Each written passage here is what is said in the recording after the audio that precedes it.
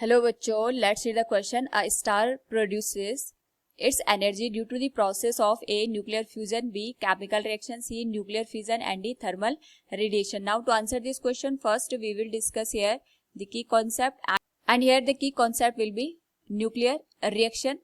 तो जब हम बात करते हैं यहाँ पे न्यूक्लियर रिएक्शन की, इसमें एटम के न्यूक्लियस पार्टिसिपेट करते हैं. दो मेजर यहाँ पे रिएक्शंस होती है. एक होती है न्यूक्लियर फिजन. फिजन का मतलब होता है ब्रेक होना. तो इसमें जब हमारे पास हैवी न्यूक्लियस लाइट न्यूक्लियस में ब्रेक होता है, उस पर्टिकुलर केस में हमारे पास एनर्जी रिलीज होती है और यहाँ पे इस न्यूक्लियर रिएक्शन को हम न्यूक्लियर फिजन का नाम देते हैं.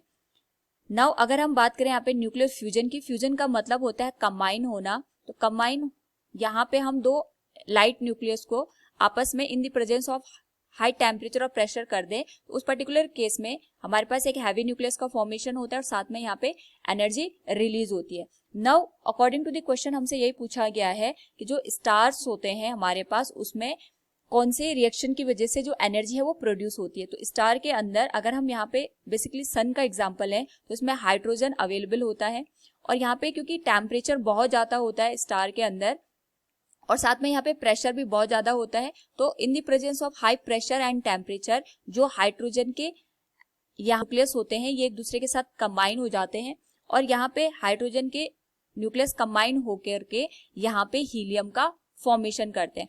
साथ में यहाँ पे एनर्जी रिलीज होती है. तो यहाँ पे हमने एक पेयर ऑफ हाइड्रोजन की बात की. ऐसे बहुत सारे हाइड्रोजन के न्यूक्लियस आपस में कंबाइन होकर के हीलियम का फॉर्मेशन करते हैं और tremendous amount of energy produce करते हैं within the star. So from the given question we can say here a star produces its energy due to the process of nuclear fusion. Option A will be the right answer. Hope all you understood it. Thank you and best of luck.